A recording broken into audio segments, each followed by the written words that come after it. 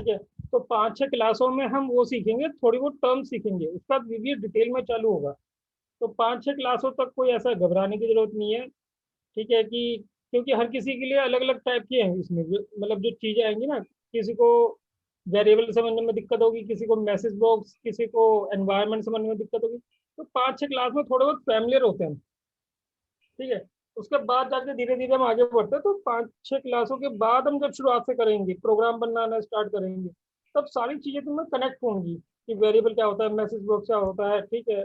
और ये विंडोज कौन कौन सी होती है, कंपाइल क्या होता है, एग्जीक्यूशन क्या होता है, ये सारी चीजें तब आपको कोरिलेट होंगी सारी। तो आराम से ये पढ़ते हैं। अभी तक हमने क्या क्या देखा है, मैसेज बॉक्स देख लिया। ठीक है। हमने और क्या देखा, इनपुट बॉक्स देखा है। हेलो।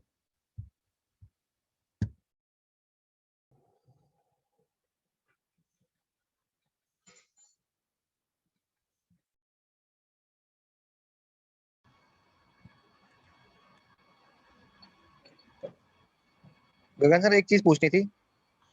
हाँ पूछो अजय। जैसे आगे जाके सीखेंगे इसमें हम सिनोनिम्स वगैरह। हाँ हाँ अच्छा अच्छा, ठीक। ठीक है।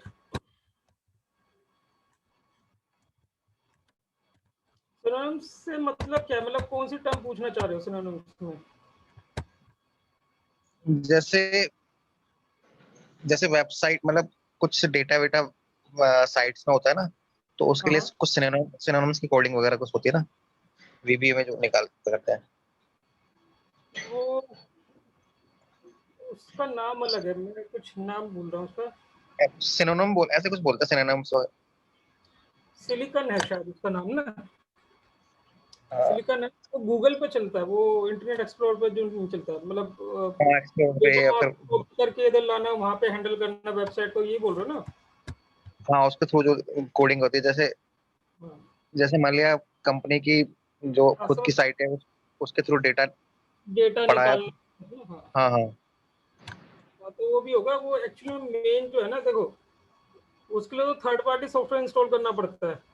ठीक है। अच्छा। सिलिकन नाम का होता है जो गूगल पे चलता है। हाँ।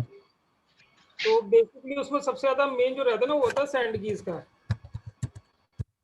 सैंड कीज का जितना भी हमारा कॉन्सेप्ट होता है ना, उसमें सैंड कीज का कॉन्सेप्ट होता है जो हमें लर्न करना होता है उसको। मतलब कीबोर्ड को हम ऑटोमेट कर लेते हैं, कीबोर्ड पे कंट्रोल कर लेते हैं वीबी के थ्रू ना। हाँ। कीबोर्ड से और कर्सर से हम नेविगेट कराते हैं वेबसाइट को। तो वो तो टर्म बिल्कुल जब एडवांस से भी मास्टर लेवल पे आ जाएंगे ना, तब ये टर्म्स होती हैं। अच्छा अच्छा। तभी तो काफी टाइम है वहां तक। अच्छा देखो, अभी हमने मैसेज बॉक्स सीखा है। ठीक है। और हमने अभी इनपुट बॉक्स सीखा है। इनपुट बॉक्स में भी हमने दो देखे हैं, तो वीबीए और एक कौन सा है, एक तो वीबीए इनपुट बॉक्स है, और एक दूसरा और था हमारा, एक तो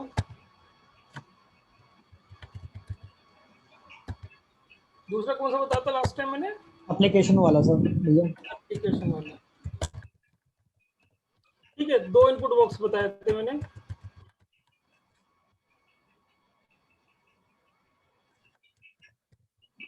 इसमें से ये दोनों है।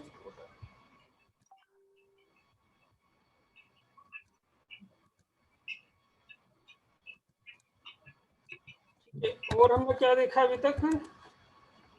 एंड एक्सेल अब देखा।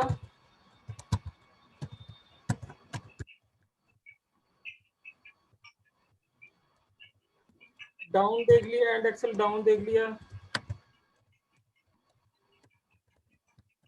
ठीक है, और राइट लेफ्ट देख लिया इसमें। ठीक है, और क्या अभी तक करा हमने? ये इसके एग्जांपल अभी हुए नहीं है राइट लेफ्ट के ना, आपने अब तक बताया था एंड अब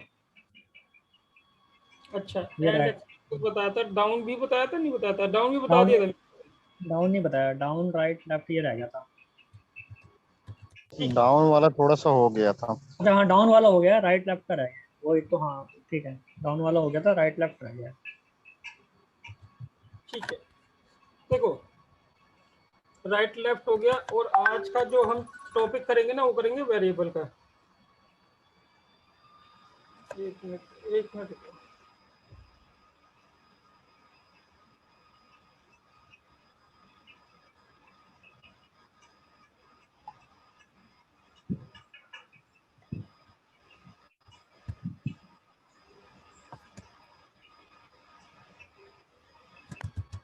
डाउन देखो, एक्सेल अब तो हमारा हो गया था, इसको चारों को ना एक बार मैं शॉर्ट में ले लेता हूँ, ठीक है।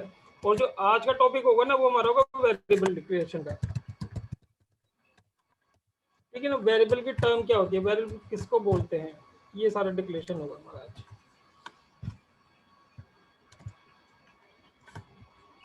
एक यहाँ पे ले लेते हैं हम मॉड्यूल,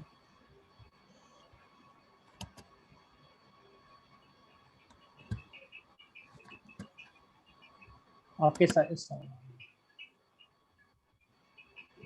सर इसमें जो यूजर फॉर्म आता है ये भी बताया जाएगा?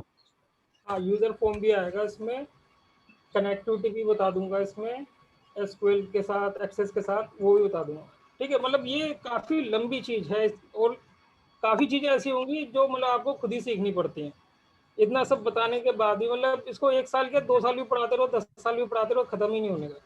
6 महीने में इस लायक हो जाओगे कि आप खुद दे सको, अपने चीज़ें काम की वो कर सको। ये तो चलता ही रहेगा। Okay sir. बहुत लंबा चौड़ा है ये वीडियो जो है ना, उसे कोई एक्सेल कम नहीं है, ये तो बहुत ज़्यादा है और डिमांड इसकी बहुत ज़्यादा है यार।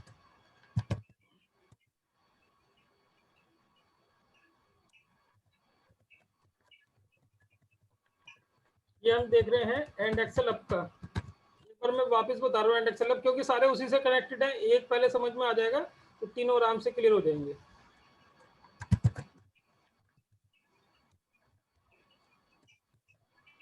बेसिकली यूज क्यों करता हूँ मैं एंड एक्सेल अप, अगर हमारे को लेटेस्ट रो नंबर, ये हम ले लेते हैं एक्सेल अप, यहाँ पे मैंने कुछ नाम दे दिया, कुछ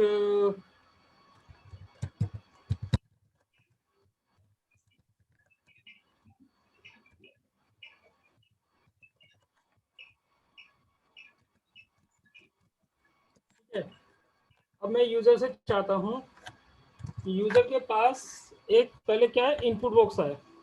इनपुट बॉक्स में वो क्या एंटर करेगा, फर्स्ट नेम एंटर करेगा। फिर दूसरा इनपुट बॉक्स है, वो लास्ट नेम इनपुट करेगा और यहाँ पे दोनों का कॉम्बिनेशन होके यहाँ पे नेम आ जाएगा। और फिर जो दूसरा नाम अगर हम उस पर क्लिक करें तो दूसरा नाम जो पूछे तो उसके नीचे आए, तो वहाँ पे जो टर्म यूज होती है तो एंड एक्सेल अप का यूज होता है, ठीक है। अब देखो कैसे हमने लिया एफ नेम, इनपुट बॉक्स,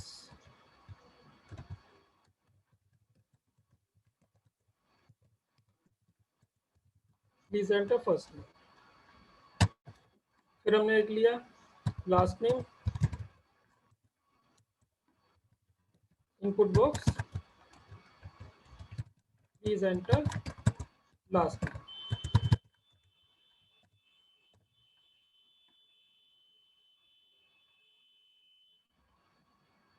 ठीक है। अब यहाँ पे क्या हुआ हमारा, हमने यूजर से फर्स्ट नेम ले लिया, लास्ट नेम ले लिया। अब हमारे को कंबाइन करना है। एक हमने ले लिया नेम,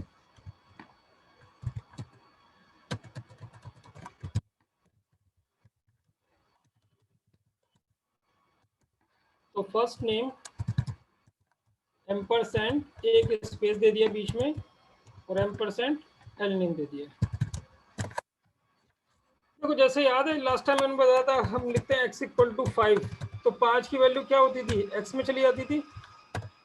ऐसे ही मैंने जो फर्स्ट नेम लास्ट नेम में वैल्यू स्टोर करी है वो मैं किधर ट्रांसफर कर रहा हूँ, इस वाले वेरिएबल में। इनको वेरिएबल बोला जाता है। वेरिएबल अभी हम आगे पढ़ेंगे कि होता क्या है, ठीक है। तो जितनी भी चीज़ें हमें टेम्परेरी स्टोर करानी होती है, यूज़र ने कुछ इनपुट करा, कभी हमें कुछ शीट नेम चाहिए, कभी कितनी शीट है वो डिजिट चाहिए, कभी कुछ टेम्परेरी वैल्यू स्टोर करानी है, तो उसके लिए हमें वेरिएबल यूज़ करना होता है, ठीक है। तो यूज़र जो भी यहाँ पे देगा वैल्यू वो हमारी फर्स्ट नेम में चली गई। जब ने उसको पूछा लास्ट नेम क्या है तो वो कुछ लास्ट नेम देगा, वो हमें कुछ टेम्परेरी स्टोर कराना है कहीं पे, तो हमने यहाँ पे स्टोर करा लिया। फुल नेम में हमने दोनों को कंबाइन करा लिया। अब ये वैल्यू कहाँ पे पुट करनी है हमें? अगर मैं लिखता हूँ कि रेंज, इस रेंज का नाम क्या है? A2, इस रेंज का नाम क्या है? B2, इसका नाम क्या है? C2। ठीक है, तो रेंज A2 में कौन सी वैल्यू होगी?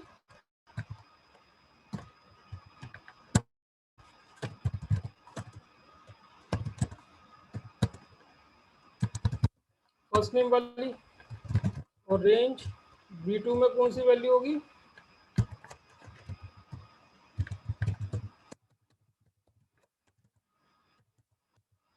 लास्ट नेम वाली। और रेंज C2 में कौन सी वैल्यू होगी? फुल नेम वाली। ठीक है जी। और उसके बाद हमने कर दिया MSG बॉक्स डन। एक हमने सिंबल दे दिया कि हमारा प्रोग्राम यहाँ पे खत्म हो गया। अब देखो ये यहाँ तक प्रोग्राम क्या हुआ? यहाँ तक प्रोग्राम हमारा डायनामिक नहीं है, ये स्टैटिक है। ये प्रोग्राम बन गया, मैंने बताया था कि लास्ट टाइम, ये लैंग्वेज क्या है? VB6 लैंग्वेज है जिसमें हम प्रोग्राम लिख रहे हैं। VB6 लैंग्वेज इंसान पढ़ सकता है, कंप्यूटर इसको बाइनरी कोड में कन्वर्ट कर सकता है। ठीक है, तो एक मिडिल लैंग्वेज हो जाती है, जैसे VB6 हो गई, C हो गई, C++ हो गई। ये लैंग्वेज किस लिए बनी है? ये मिडिलेटर का काम करती है कि इंसान इसको सीख के लिख सकता है और कंप्यूटर इसको कंपाइल करके बाइनरी कोड में जनरेट कर सकता है। तो कंप्यूटर इसको कैसे जनरेट करेगा? डिबग पे जाएगा, कंपाइल करेंगे। कंपाइल में क्या होगा? 0-1 की लैंग्वेज में कन्वर्ट होती है। ठीक है, तो ये कन्वर्ट हो चुकी है बाइनरी कोड में। अब आप इसको यूज करोगे कैसे? डेवलपर पे गए, यहाँ पे एक बटन ले लेते हैं, एक बटन बना दिया। अब बटन बना दिए तो क्या होता है? इस पे राइट क्लिक करके कुछ भी एक नाम दे दिया जाता है। हमने यहाँ पे कैप्शन में दे दिया सबमिट।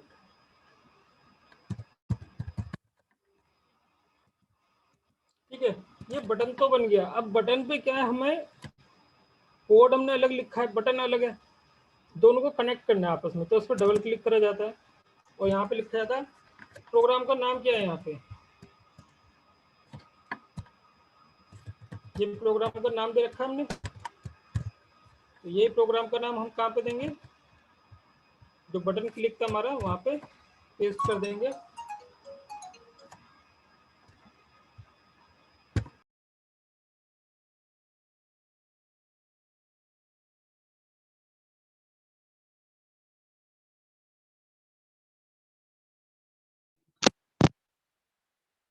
वैसे है।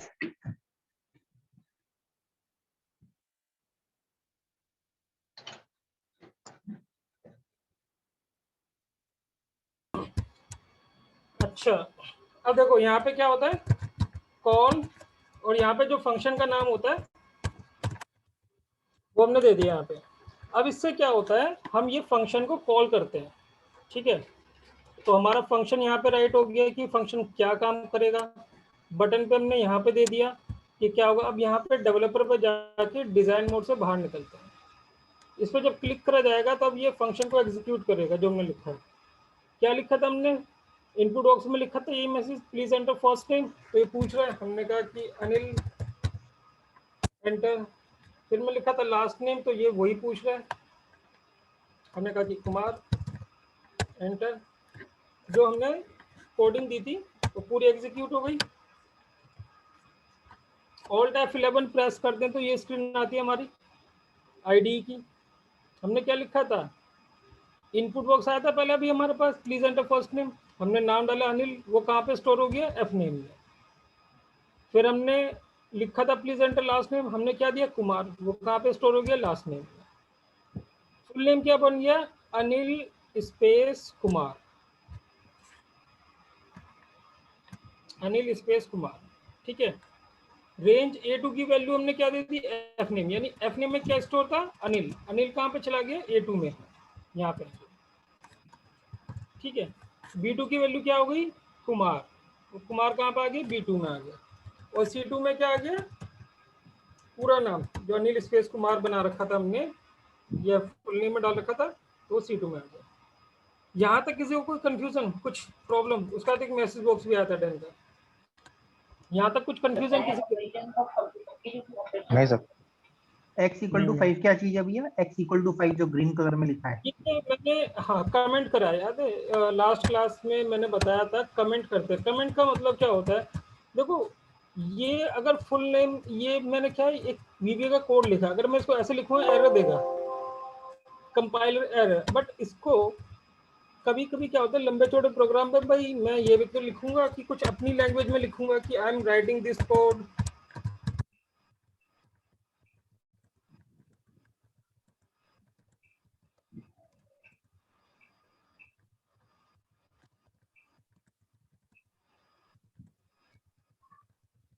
कभी कभी जब हम लंबे चौड़े प्रोग्राम लिखते हैं ना, तो हमें बीच बीच में लिखना होता है कि मैं ये कोड क्यों लिख रहा हूँ।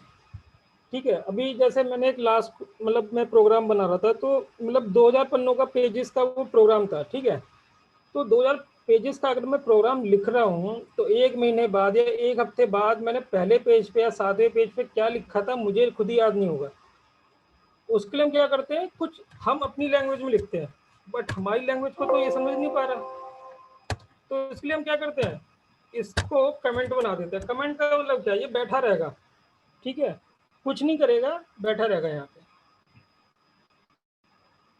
ठीक है, इसको बोलते हैं कमेंट। तो कमेंट को बनाने के लिए हम ये सिंगल कोड यूज करते हैं। तो मैंने जब लिखा था x इक्वल टू 5, उसका मतलब मैं ये बता रहा था कि जैसे हम लिखते थे ना पहले मैथ में कि x इक्वल टू 5 का मतलब क्या होता था, x का वैल्यू क्या हो जाता था 5, यानी जो वैल्यू आप यहाँ पे लिखोगे 5 किधर ट्रांसफर होता था, x में, है ना। ऐसी ये जो वैल्यू है ये किधर ट्रांसफर हो गई, फुल नेम में।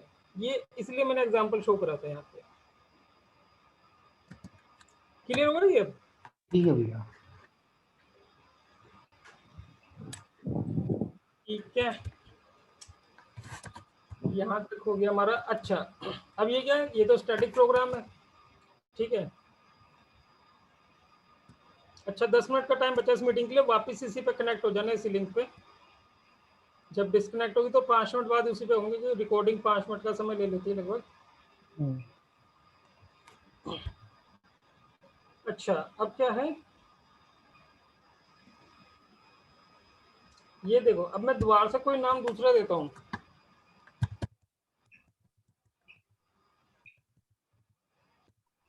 तो ये क्या हो रहा है, ये तो यहीं पे ओवरराइट हो रहा है। हमें इसको डायनेमिक बनाना है, एक के नीचे एक आए। ठीक है, तो उसके लिए हमें क्या करना होगा,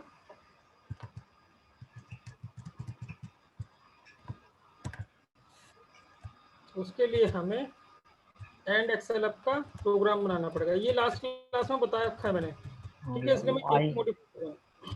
हाँ, हमें एक आई की वैल्यू निकालनी है। आई की जगह जे लिख लो, के लिख लो, कुछ भी लिख लो। आई की वैल्यू क्या निकालेंगे, रेंज ए, आप ऐसे लिख लो चाहे, देखो लिखने के काफ़ी तरीके हैं इसको। ठीक है, मैं भी सिंपल सा तरीका बताता हूँ। 10,48,576। 10,48,576 क्या है, सबसे लास्ट रो नंबर है। इस रो का रेफरेंस क्या है, ए 10,48,576, है ना। तो ये मैंने लिखा range A 10,48,576 dot and, and तक जाए, एंड एक्सेल अप करे। यहाँ से जैसे अगर मैं कंट्रोल अप प्रेस करूंगा तो सबसे लास्ट लाइन पे आऊंगा जो ऊपर लिखी होगी, है ना। तो and excel up dot row, उसका रो नंबर, ये रो नंबर कौन सी है, 2। ठीक है, उसका जो रो नंबर है वो किधर असाइन कर दें, आई में। ठीक है, और आई को हम क्या कर रहे हैं, एक मैसेज बॉक्स के थ्रू शो कर रहे हैं।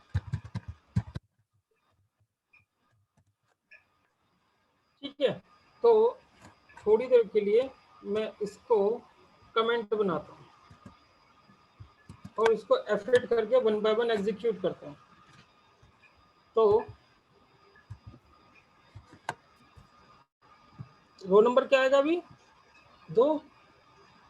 ठीक है, अगर सपोज मैंने यहाँ पे कुछ और नाम लिख दिया, कुछ भी नाम दे दिया, सेम नाम दे दिया, तो अब रो नंबर क्या आएगा, अब रो नंबर क्या आएगा 4। अगर मैं वापस इसको उठा के यहाँ पे ले जाता हूँ तो क्या होगा, रो नंबर क्या आएगा 4। ठीक है, तो यहाँ पे क्या हो रहा है, जो लास्ट रो है वो हमारे यहाँ पे उसका नंबर हमारे को यहाँ पे शो हो रहा है, बट मुझे लिखना कहाँ होगा, अगली रो में, है ना, उसी रो पे तो लिखना ही नहीं है। तो मैं यहाँ पे क्या कर रहा हूँ, रो का एक +1 कर दो भाई। 4 वैल्यू आ रही थी, 4 की जगह 5 वैल्यू में इधर आई में असाइन कर देगा। तो उससे क्या होगा, जो हमारी फ्रेश रो होगी, जो नई वाली रो होगी, वो हमारा यहाँ पे आ जाएगा आई में। यहाँ तक क्लियर है? जी भैया। अब इसको मैं क्या कर रहा हूँ, अनकमेंट कर रहा हूँ कि यूजर एंटर करे फर्स्ट नेम फिर लास्ट नेम। इनको हटा देता हूँ जो फालतू की चीजें हैं। आई के अंदर वैल्यू आ गई, फुल नेम आ गया आपका। अब रेंज A2 में नहीं, रेंज AI में, 2 की जगह क्या होगा आई की वैल्यू। ठीक है, B2 में नहीं, कहाँ पे आई में। C2 में नहीं वैल्यू जाएगी, अब कहाँ पे जाएगी आई में। बस हो गया।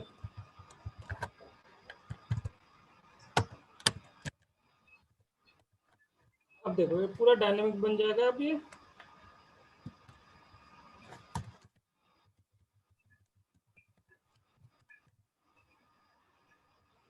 पहले इसको सेव कर लेते हैं।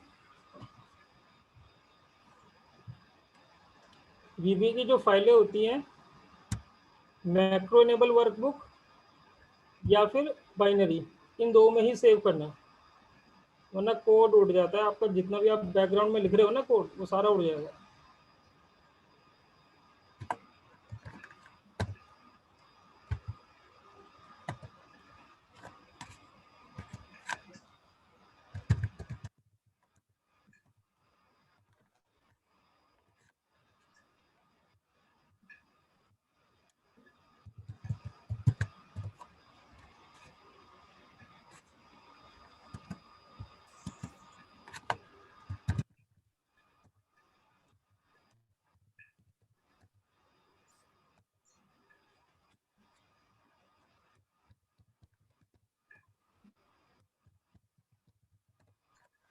ठीक है, अब एक के नीचे एक आ रही वैल्यू।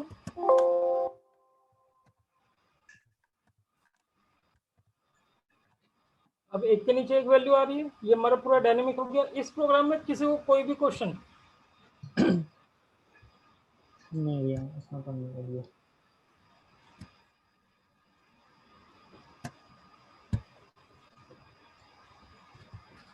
ठीक है, तो एंड एक्सेल अब समझ में आ गया कि नीचे से यहाँ से ऊपर जाएंगे, और एक्सेल डाउन का मतलब क्या होगा, उसमें रेंज A1 देंगे और नीचे आएंगे।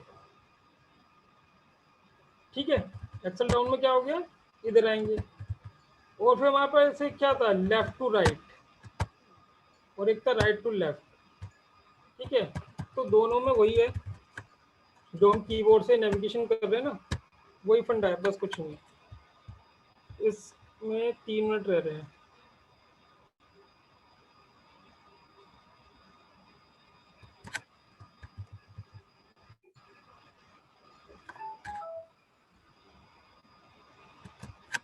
अच्छा, लास्ट क्लास में मैंने ये भी बताया था, एक्सेल डाउन में मुझे याद आ गया। एक्सेल डाउन और एंड एक्सेल अप के प्लस माइनस बता दी थी मैंने।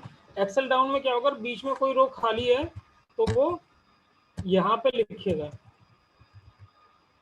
है ना। और एक्सेल अप में क्या होगा, वो लेटेस्ट में लिखेगा। ऑफसेट भी यूज कर सकते थे सर इसमें साथ में। सॉरी, ऑफसेट भी कर सकते थे ना, जैसे +1 की जगह वहां पे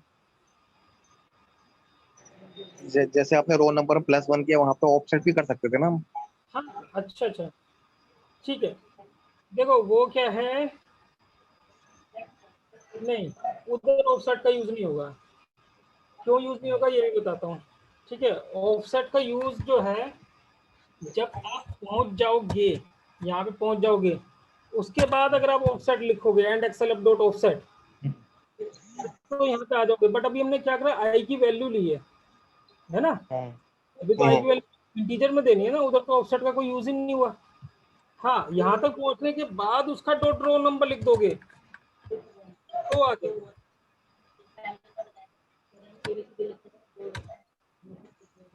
मैं दिखा देता हूँ।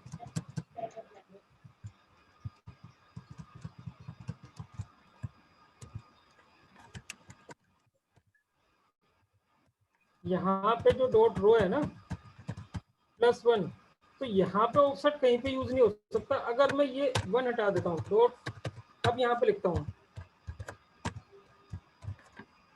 रो एक इंक्रीज हो जाए, कॉलम वही रहे हमारा। हाँ यही बोला था। डॉट रो तो हमारा हो पाएगा ये, ठीक है ना। बट अभी ऑफसेट हर कोई समझ नहीं पाएगा, ठीक है। तो अभी हमने सिंपल रखा है इसको, डॉट रो +1। अभी तो सिंपल चीजों पे चल रहे हैं, ठीक है। ओके, ठीक है जी। तो लास्ट वीडियो में देखना आप, मैंने उसमें पूरा एंड एक्सेल अप का बता रखा है, पूरा डिस्क्रिप्शन, और एक्सेल डाउन का भी दे रखा है, ठीक है। अब मैं चालू करता हूँ, जो हमारा राइट और लेफ्ट है वो चालू करते हैं। तो इसको यहाँ पे अभी स्टॉप करते हैं और 5 मिनट में अभी वापस कनेक्ट होते हैं। 2:44 हो रहे, 2:50 पे कनेक्ट होते हैं, ठीक है। इतना रिकॉर्डिंग हम कर लेते हैं। ये